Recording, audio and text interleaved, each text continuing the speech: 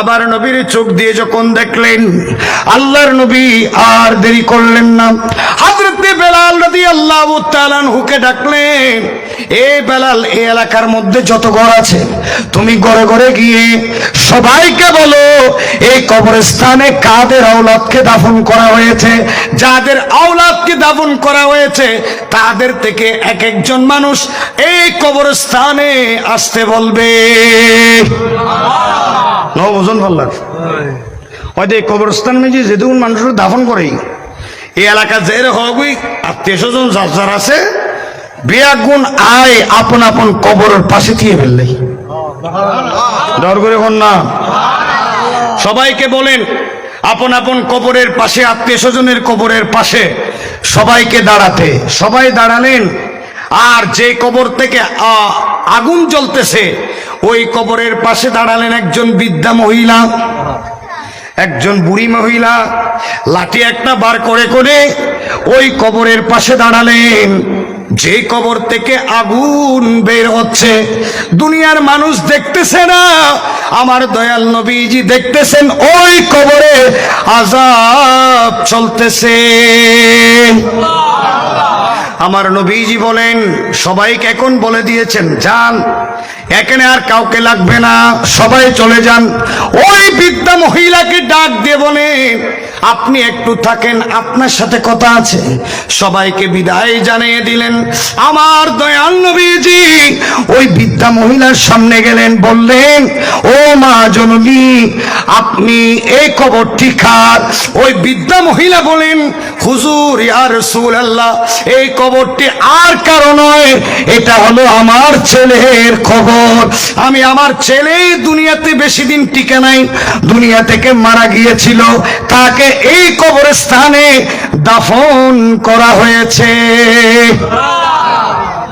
তাকে এখানে দাফন করা হয়েছে।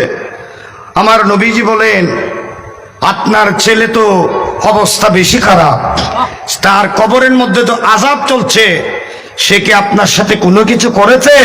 তখন ওই মা জননী বলেন, ইয়া রাসূলুল্লাহ, ইয়া হাবিবাল্লাহ, ওই ছেলের প্রতি আমি একটু নারাজ, কারণ সে বিয়ে করার পরে স্ত্রীর মহব্বতে পড়তে গিয়ে সে আমি মাকে দাসীর মতো ব্যবহার করত, আমি মাকে সম্মান দিত না, নিজের স্ত্রীকে গুরুত্ব দেওয়ার কারণে আমি মায়ের প্রতি অবহেলা রাখত।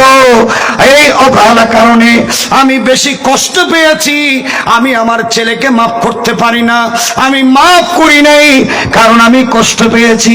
আমার নবীজি বলেন, আপনি মেহেরবানি করে আপনার ছেলেকে মাফ করে দিন, আপনার ছেলেকে মাফ করে দিন। রাসূল করিম যখন বললেন, মা তখন বলেন, ইয়া রাসূলুল্লাহ, সে আমাকে এত কষ্ট দিয়েছে, আমি তো তাকে মাফ করতে পারি না। এই কথা বলার সাথে আমার নবীজি বলেন, দোয়া করে দিলেন, আল্লাহ, আমি আমার চোখ দিয়ে কবরের আযাব দেখতে পাচ্ছি, কিছুক্ষণের জন্য এই মহিলার চোখের পর্দাটা তুমি তুলে দাও, যাতে এই মহিলা আপন ছেলের কবরের আযাব যাতে চোখে দেখতে পায়। তখন আমার নবীজি যখন দোয়া করে দিয়েছেন, রাসূল করিমের দোয়া কি কবুল হয় নাকি ফেরত যায়?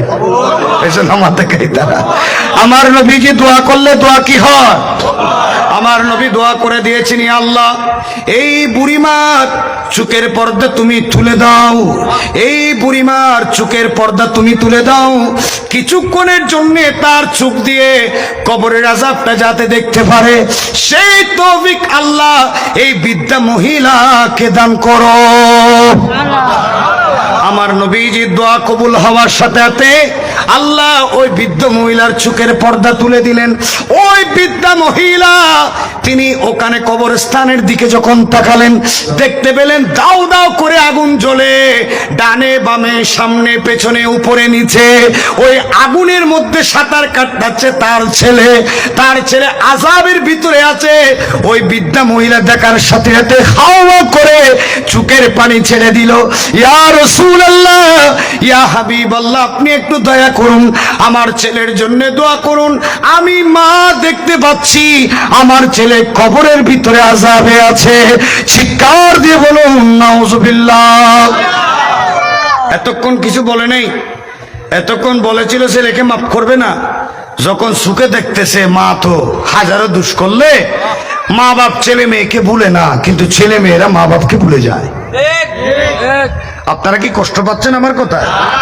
ছেলে মেয়েরা মা বাপকে ভুলে যায়। অনেক সময় স্ত্রী যেটা বলে সেটার উপর তারা দাবিত হয়ে যায়। কিন্তু মনে রাখবেন, অবহেলা করবেন না। আমার নবীজি একটা সেন্টেন্স দিয়ে সব ডিসমিস করে দিয়েছে। রাসূল করিম বলেন, হুমা জান্নাতুকা ওয়া নারুক। তোমার মা বাপ তোমার জন্য জান্নাত, তোমার মা বাপ তোমার জন্য জাহান্নাম। তার মানে খেদমত করলে, মা বাবার সেবা করলে, সদাচরণ করলে তোমার মা বাপ তোমার জন্য জান্নাত। আর যদি তাদেরকে কষ্ট দেওয়া হয়, তাদের সাথে যদি অশ্লীল ব্যবহার করা হয়, যদি একটু যদি কষ্ট পায়, তাইলে মনে রাখবে হাজারো ইবাদত, হজের মতো ইবাদত, লাইলাতুল কদর, বারাত, রমজানের ইবাদত কিছুই কবুল হবে না। তোমার ঠিকানা হবে জাহান্নাম।